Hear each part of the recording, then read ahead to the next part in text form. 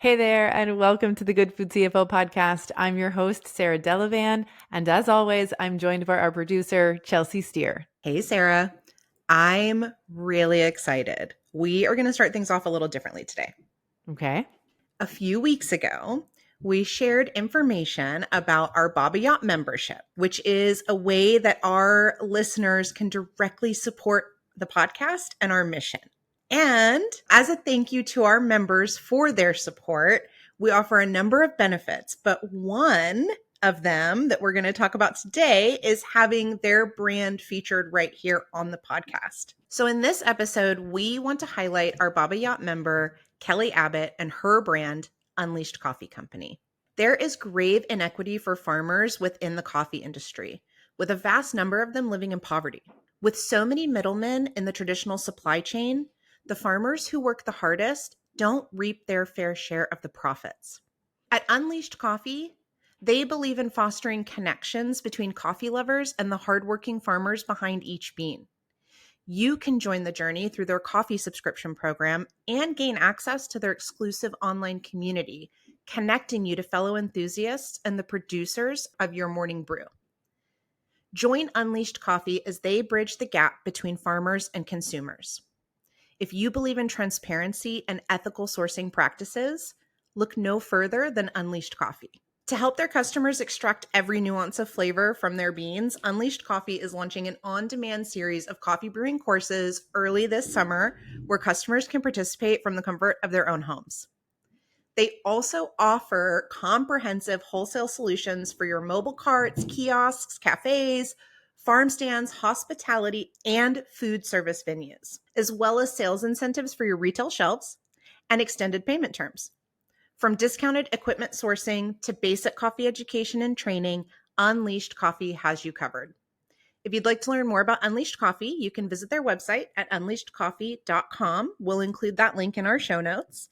So from all of us at the Good Food CFO, a big thank you to Kelly Abbott, the founder of Unleashed Coffee, for supporting the Good Food CFO podcast with your Baba Yacht membership. If you want to learn more about this membership, you can visit our website, thegoodfoodcfo.com, and just click on membership.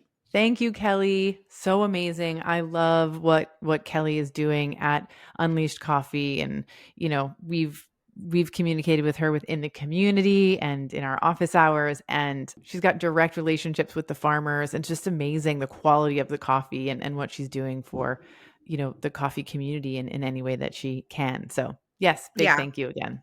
As someone who spent 12 years in coffee, I will say that I love hearing about what she's doing, and I just appreciate that so much. Yeah. Okay, Chels. Today we're talking about what we call never do's. I'm sharing 3 of them in the main episode, and I've got one more that I want to talk about now. It has to do with Trader Joe's. So a few weeks ago, I shared in our Instagram stories an article titled, "We Need to Talk About Trader Joe's" from Taste. Yeah, Sarah, and we are going to link to this story in the show notes for anyone who wants to read the full article. But when you sent this story, or when you shared this article, like you said a few weeks ago, I wasn't really surprised. And the reason is you and I've had this conversation before. I remember, I think it was a few years ago, you shared with me some stories kind of behind the scenes where you knew of the things that are being talked about in this article were happening. Yeah. So a quick story on that. So I was working on a project, right, working with a food brand. There was also a production specialist working as a consultant for that brand at the same time. We would have regular meetings together, and something was brought to the table. We're like, hey, Trader Joe's has reached out. They're looking to source a insert product type. And so they want us to participate in this RFP. And the production specialist was like, no. And we were all so surprised. Like, what do you mean? Like, this seems like an amazing opportunity. Trader Joe's, like, so cool, And she was like, absolutely not. They have a reputation within the food industry. They will reach out to you for an RFP, meaning they want you to like produce a product for them, send it to them, provide like recipe and other information to them. And she was like, without a doubt, they will then take that recipe and replicate it and sell it under their own brand label. And so, we were surprised. It was the first time I'd ever heard of it. And so the brand founder did not move forward with the RFP. So, yeah, this article shares a very similar story, and then other stories of founders who've experienced the same things. Yeah, the article starts off sharing the story of Brooklyn Deli, which is a condiment company that was founded by, I hope I'm saying this right, Chitra Agrawal. The company was founded in 2014, offering boldly flavored Indian pickles and chutneys, one of which was their roasted garlic ashar. And in 2021, Chitra shared that she started getting messages on social media that were saying things like, "Congratulations, you made it into Trader Joe's. Oh my gosh, you're in Trader Joe's." And they were like, "No, we're not." Yeah. But 6 months prior, they were approached by Trader Joe's, right, to Mm-hmm. create a version of their product to private label at Trader Joe's. So this came as a little bit of a surprise to her. Yeah. And it's very interesting because the article talks about how the Trader Joe's version of the product, the labeling looks the same, right? And I think most telling, Trader Joe's actually also spelled Ashar with three A's, just like Brooklyn Deli does on their packaging. And that's not traditionally how the word is spelled. It's usually with two A's. Yeah. And so they went through the process, right? Like of speaking with Trader Joe's, and as you said, like didn't move forward with selling to them or producing a product for them. And so naturally they were shocked. And I think in the article it says that they felt gut punched, as you Yeah. would, right? Like completely blindsided by this. And a Trader Joe's spokesperson wrote, and they're quoted in the article, they said, "When we develop our products, we meet with many potential producers to determine which can best deliver on food safety, production capacity, product quality, and price. We're proud of our long history of supporting vendors and their growth with us. For a range of reasons, we are unable to work with every company we contact and realize our decisions to not pursue certain products can be disappointing." That sentence is so irritating. This Yeah. founder and other founders are not disappointed that Trader Joe's couldn't pursue working together. They're angry that their product has now landed on their shelf under a different label and at a significantly lower price. Yeah. At one point in the article, a founder talks about going through the process with Trader Joe's and offering them a wholesale price of $7 per unit, communications going dark, and then a few months later a very similar product showing up on Trader Joe's shelf at the retail price of $2.99, which is just wild. Yeah, it makes you wonder, how are they even producing a similar product at that price? Yeah. I mean, they sell bananas at previously 19 cents a piece and now 23 cents a piece. I've long felt, this is like a personal share, that like I don't buy produce from Trader Joe's. It's heavily wrapped in plastic. When I have in the past, it rots very quickly. I can't tell you how many onions I've cut into like the day I grabbed one from Trader Joe's, in a pinch, and it was rotten on the Mm, inside, So, at first I thought, oh, maybe they're working to prevent food waste and that's how they get, these products at lower cost. I also used to think that bigger brands were working with Trader Joe's and were sort of rebranding their product. In the article, they mentioned that the aisles are full of product dupes, right? They talk about private label spins on mainstream corporate snacks like Ritz crackers that are rebranded as Golden Rounds, and Oreos called JoJo's, and Pringles repackaged as sea salted saddle potato crisps. Then it goes on to say, in fact, many large corporations like Pepsi and Conagra are suspected of cooperating with Trader Joe's to manufacture cheaper versions of their own products for private labeling. I'm really beginning to think that they're not working with Trader Joe's. I really think that Trader Joe's is doing the recreation of even these larger corporate products, just like they are with the smaller brands. yeah. In fact, Tara Miller, who is currently Trader Joe's VP of Marketing, shared on the Inside Trader Joe's podcast Mm. in 2018 that keeping things in our label as opposed to the brand name label or a supplier's label helps us keep our costs low. I'm going to call bullshit here, Chelsea. Yeah. Let's just talk, that brand that said, and maybe we can find their name really quickly. The brand that said that their wholesale price was $7 per unit and Trader Joe sold at $2.99. That price difference would not have been realized by changing the label, right? If you've got Yes. quality ingredients, even if you change the packaging, right, and the label, there's no way that reduction in cost is going to be as significant as what we're seeing there. So I think what Tara Miller is saying is that they're doing exactly what this article is accusing them of, and exactly what experts in the industry have been saying behind closed doors for a while. And I think, if anything positive comes out of this, it's transparency, right? We need to continually expose brands and founders to the realities of the industry as well as consumers. Yeah, absolutely. I know that Trader Joe's finds a way to kind of call all of us in, right? Because of the diverse offerings that they have and the low prices, especially for our generation and younger. They very much lean into it's a dupe, it's a budget hack, kind of Mhm. thing. And it can be easy to fall for that.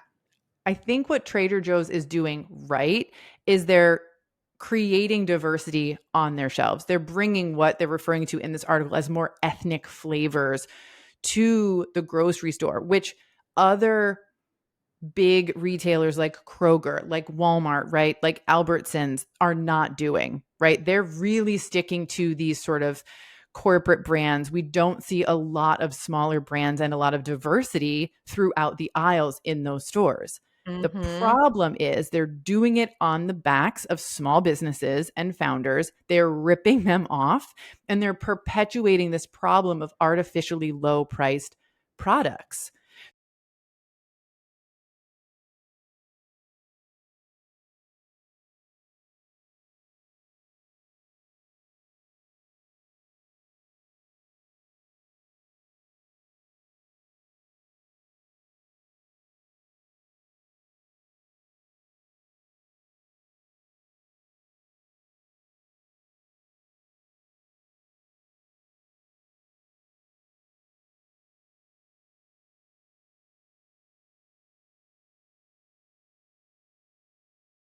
Greed, right? And artificially high prices. So consumers, like exposing consumers to the truth, I think is throughout the industry a top priority in order for our industry to change, in addition to the work that we're trying to do here on the Good Food CFO podcast, that Taste is doing with this article, that founders are doing when they're shouting out like, hey, this is wrong, this happened to me, and you all need to know about it. Yeah. The more, as you said, sharing, right? Shouting from the rooftop that we do and creating that transparency, then change can actually happen. Yeah. And I think for founders listening here, the big message is protect yourself, you know, protect yourself from Trader Joe's pretty explicitly, right? And then I hate to say it, but be pessimistic and protect yourself whenever you're engaging in a relationship with another business, period, Yeah. across the board, especially if they're larger and more corporate than you, because we've seen the same behavior from PepsiCo, right? Hmm. Ordering product from a small beverage brand, you know what I mean? And then next thing you know, they're getting cease and desist letters and the Pepsi is launching a similar product. Yeah. I mean, you just talked about it in the episode with Errol where you guys talked about Coca-Cola Yeah. and the brands that they've essentially shuttered, Yeah. right? In creating their own line. Yeah. And I think it's a form of monopolizing in a way, when one company under one roof has all of these flavors, all of these products, and they're offering it at rock bottom low prices. It's not a good thing, Yeah. period. Agreed. Well, there's the first big never do for the episode. Now we should get into the other never do's that I have, which are much lighter and more fun than the Trader Joe's never do. These are things that are going to help make your bookkeeping easier, make sure you've got accurate financial reports, and really save you from a lot of headaches. So I hope you guys have as much fun listening to this episode as Chelsea and I did recording it. I think we should get to it. As a good food founder, do you ever feel like your work is done in a silo? Is it difficult to feel confident in your business and financial decisions because you don't have a sounding board? Well, in our weekly CFO office hours, you'll not only get the chance to work shoulder to shoulder with the Good Food CFO herself, Sarah Delavan, but also with a small group of your peers. Together, you can support each other through the work of building a business on your own terms. May passes are available now on our website. Just visit thegoodfoodcfo.com and click on services. And now back to the show. Sarah, we have so many episodes of the podcast where you are sharing, right, what you think that founders should be doing in the, operations and financial management of their businesses. But today we thought it would be kind of fun to do something a little different. And you are going to be sharing the things that they should never do. Yeah. I kind of feel like that this could be an ongoing series because today we're going to share just a few never do's. But yeah, in my mind, this is like sort of Sarah's list of never do's. Yeah. In terms of food business finance in particular. So I'm excited to share this. Hopefully it's like both a fun episode for people, but also informative and helpful. All right, well, let's dive in. Number one, I know that you have some thoughts around syncing like apps and e-commerce sites to your QuickBooks Online or any other accounting software that you might be using. Yeah, this is a big one, which is why it's number one on our list of this, what I'm going to call our first never do episode. I want to start by saying what we do want to sync to our accounting software. And that is our bank accounts, our credit card accounts. These are like the foundational accounts and information that we need to do our accounting. When we sync our bank accounts to our accounting software, that ensures that we're capturing the revenue coming in and the money going out of our business, every single transaction. And in the current time, right, our systems are so advanced that bookkeepers can, for the most part, identify the type of transactions that are coming and going, and they don't really need receipts. They don't need to, coordinate with the founder of a business or the financial team of a business because they pretty much have all of the information that they need from these syncing bank accounts. There will be questions every now and again, but for the most part, having them synced is like super duper helpful and really makes a bookkeeper's job easier. What we don't want to sync with our accounting software is just, as you said, apps and e-commerce websites. Now, I am going to pick on Shopify because this is the biggest offender for CPG brands because so many CPG brands use Shopify for their e-commerce sites.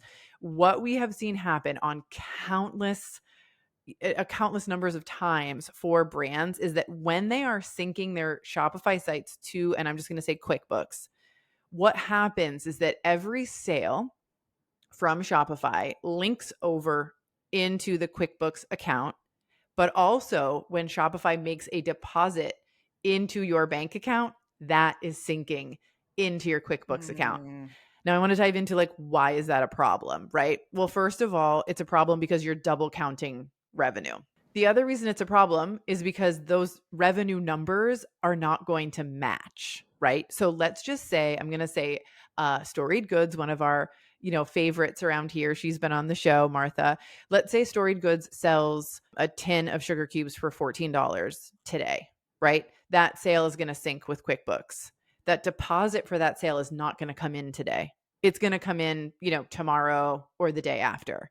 Not only that, but Martha is probably going to sell more than one tin today. So there's going to be another transaction today that comes through, right? And that's going to sync to QuickBooks. So now there's two transactions for sales that have synced to QuickBooks, but both of those sales are going to, that it's going to be in one deposit on a different day. Okay. So Yeah. that's where like the trouble begins to start. So there's double counting of sales.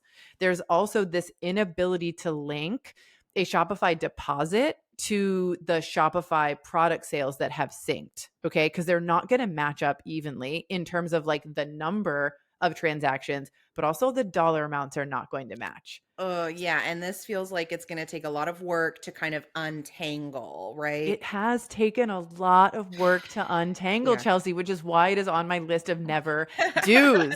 So so to kind of like finish out this one last thought here is that when we have a deposit, it's the sales amount minus your merchant fees, right? And that's what actually gets deposited into your bank account. So you've got these differences in how Shopify is syncing to QuickBooks like directly versus how the deposits are showing up in your bank account and thus in QuickBooks. And it takes a keen eye by either your CFO or your bookkeeping team to recognize that these transactions are duplicating. It's Yeah. not always a very easy thing to see, and in fact, one of the most tangled situations that I've been in where Shopify was synced for a year or more took a lot of work.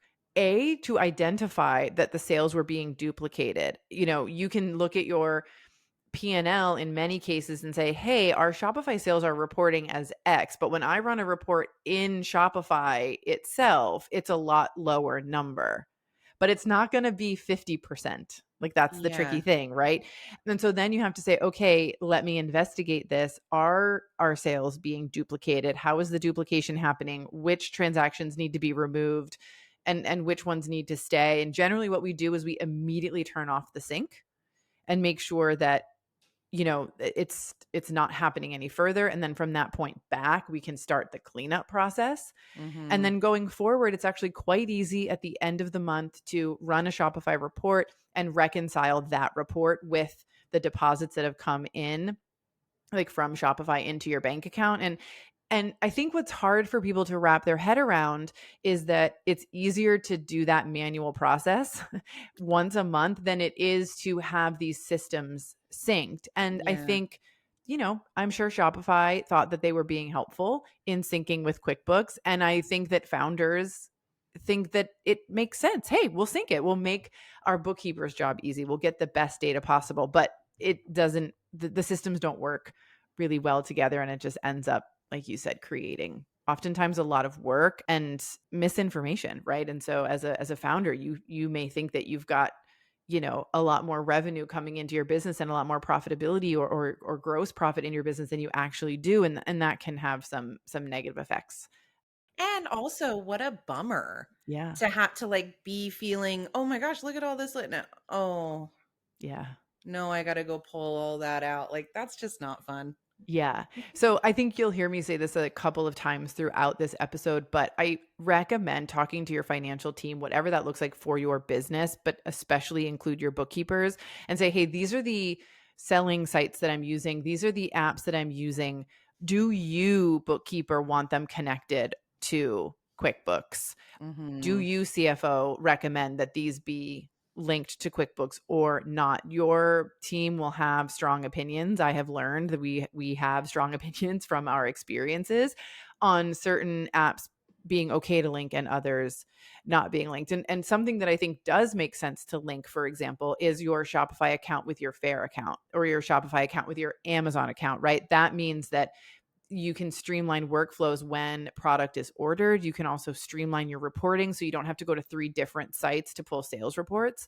That's all filtered in through Shopify. That's super helpful. It's just that last piece of from Shopify to your QuickBooks account that you don't want synced. So they're not Mhm. all bad. So the big takeaway is don't sync Shopify and talk to your financial team about what to sync and what to kind of just Yeah, keep it manual. I think Yeah. that's great advice. Sarah, you also have some never do's around, like, payment tools or payment systems. Yeah. I mean, I would like all the founders listening to think about how many different ways they can collect payment for their business, right? Mm. Like I want to say that the more streamlined your business operations are, the easier it is to collect financial information and then report it accurately, right? And in today's day and age, we just talked about a couple. We talked about Shopify, we talked about Fair, we talked about Amazon. You can sell in person, right? You can sell on social media sites. So it's like Instagram, you can sell via Facebook, you can sell via TikTok at the time of, this episode airing. Yeah. You can collect money via Shopify. You can collect money via Square. You can collect money via PayPal. You can collect money via Venmo. When you have, and we've seen like 10 ways that you can collect money, it starts to get difficult to ensure that you're capturing all of the necessary financial information for a business. And oftentimes, like even on Shopify alone, you can have PayPal and Apple Pay and Google Pay and all of these different pays set up to actually collect the money. So again, talk to your financial team about the ways you want to allow your customers to pay and the ways that you want to collect money, so that you're sure that you have a plan to collect all of the necessary data and information that you need, right, for proper bookkeeping. Venmo and PayPal, I'm going to pick on explicitly here. And I think Venmo is probably the worst offender because there is no reporting in Mm. Venmo.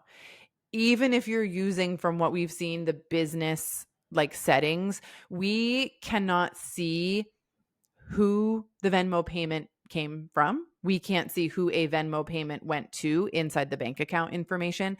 Venmo is a phone app, right? So your bookkeeper, can't look at your phone and look at the details of your app and see what the transactions are.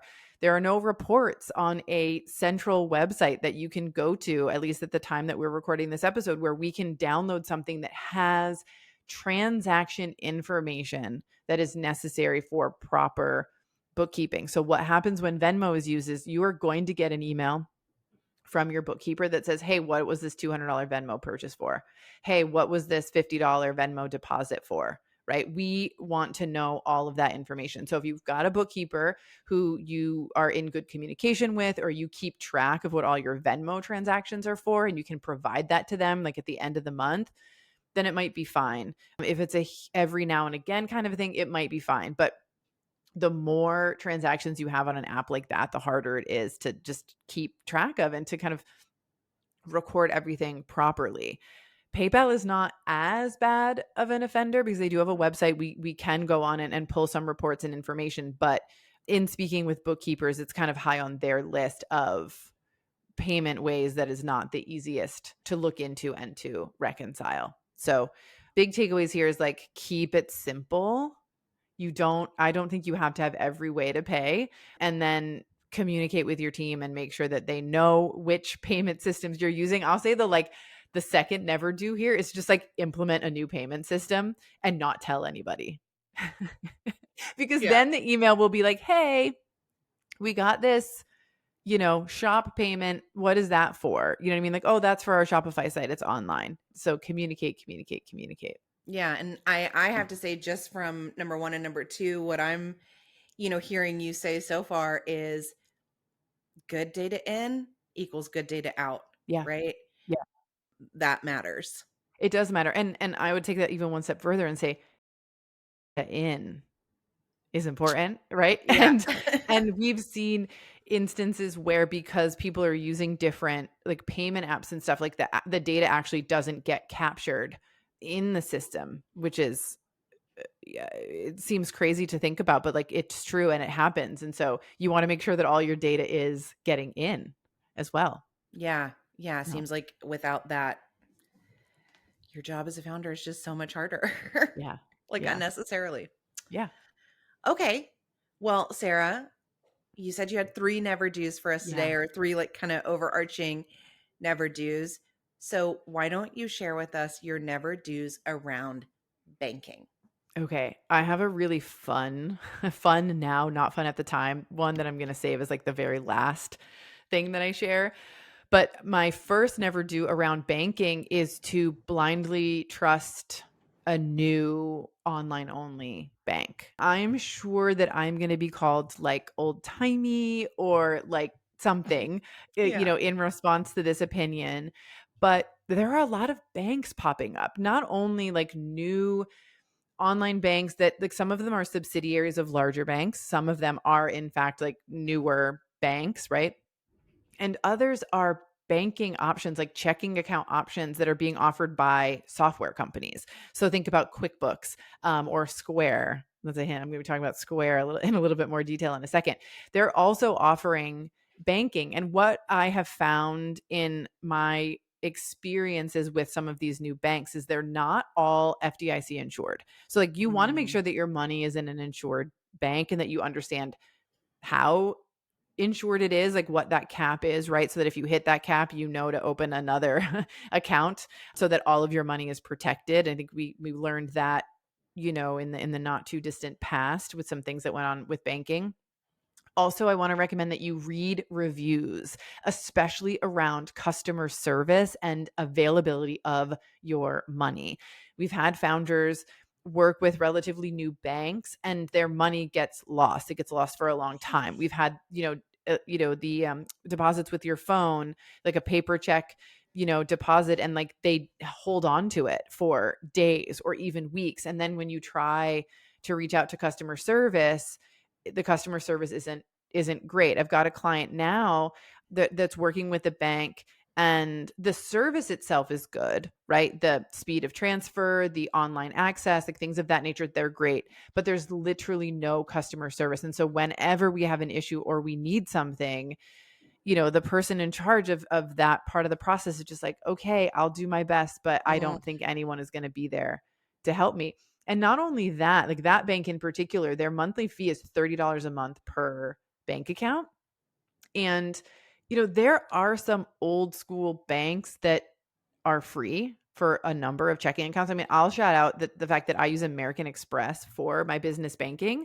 Their business banking portion is relatively new. I think it's just over a year old, but they're obviously well-established long-term, banking institution. They have amazing customer service and they also happen to have amazing interest rates on their business checking accounts. So my business checking accounts generate almost as much interest as a standard like savings account somewhere, right? Oh, Like in the wow. 4 to 5% range. So it's like a good thing. So just pay attention to what do you need from a bank? How long is this bank around? Who is the parent company of this bank? How is their customer service? Those types of things. And maybe even test out a new bank, test out the customer service before you go ahead and fully commit to doing all of your banking there. I think too, when we look at smaller banks, local banks, community banks, credit unions, like things like banks like that, where you can build relationships with humans in the branch really goes a long way, especially if you're looking for funding for your business, right? To pay off debt or, to invest in, you know, growing your business, right? Capital expenses, things like that. There's a lot to say for that one-to-one relationship that you're just not going to get from an online only kind of newer bank. So that's my first sort of like never do / like be very cautious around these new banks and don't discount kind of the old folks that have been in banking for a while. Yeah, and I would even jump in here and say, if you're anything like me, and I think I shared on the first episode this season, right,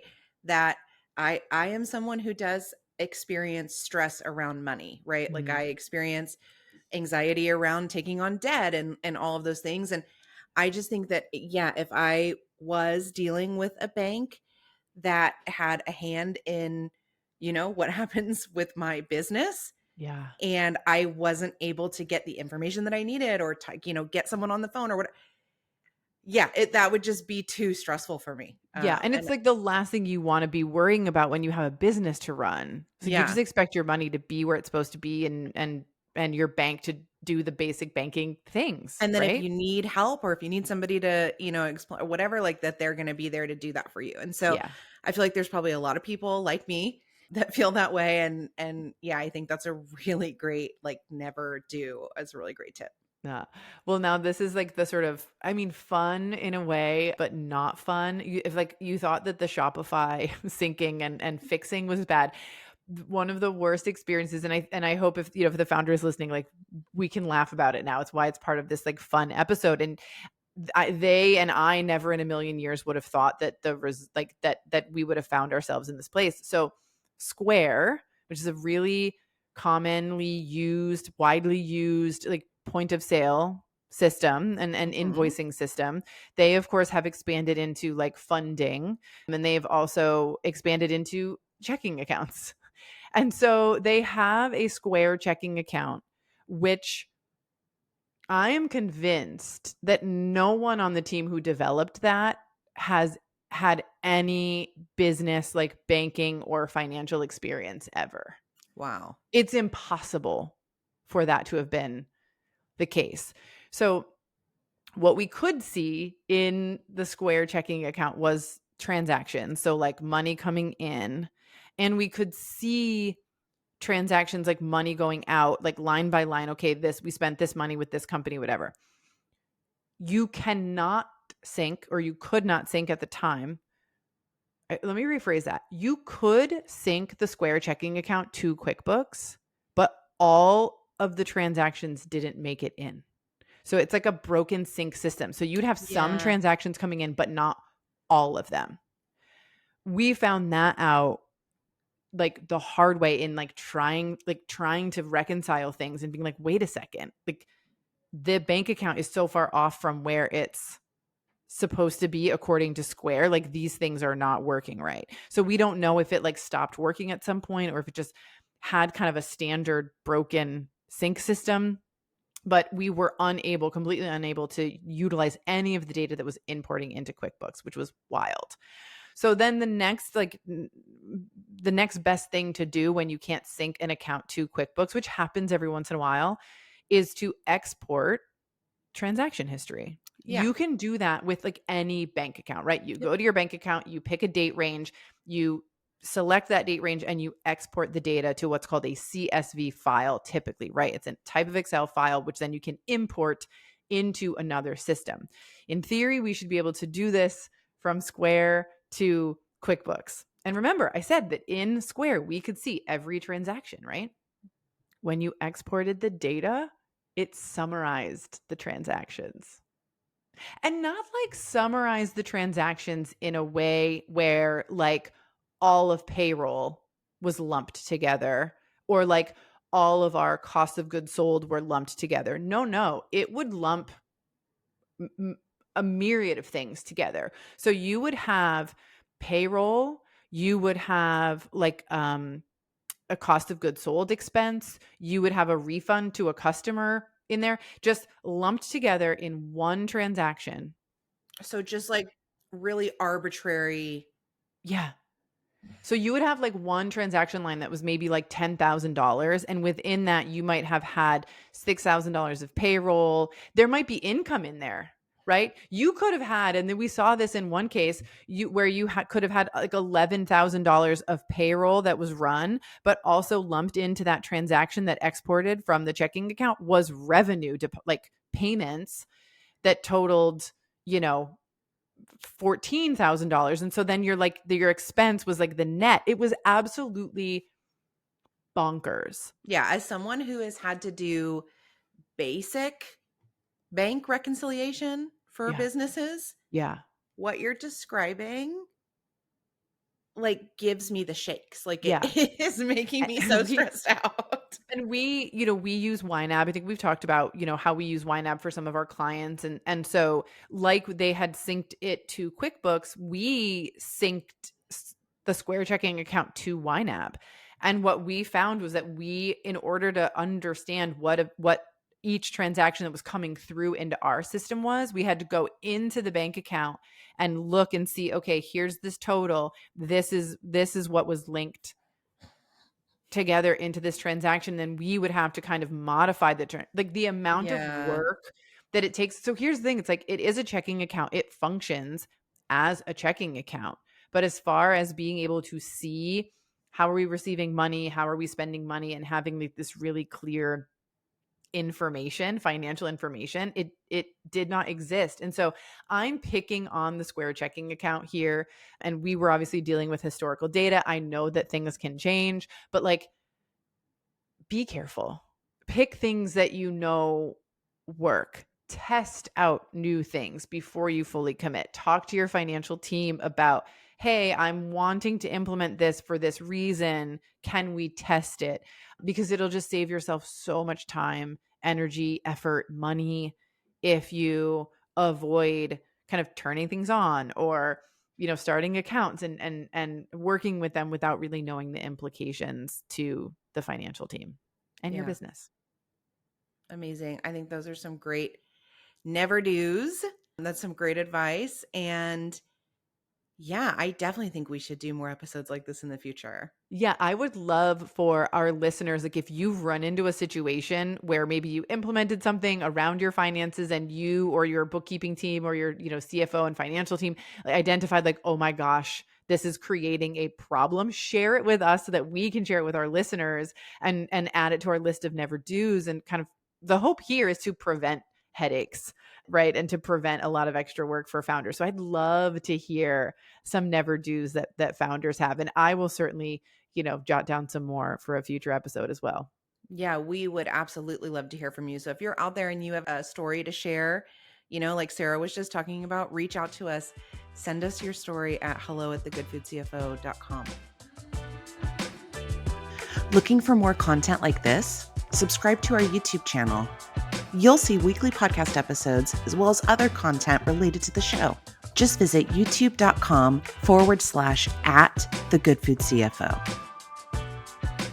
Thank you for joining us here today. If you enjoyed this episode or found it helpful or inspiring in any way, please share it with your founder friends on social and rate and review the podcast wherever you listen. It's the #1 way to help good food founders find the show. We'll be back with a brand new episode next week.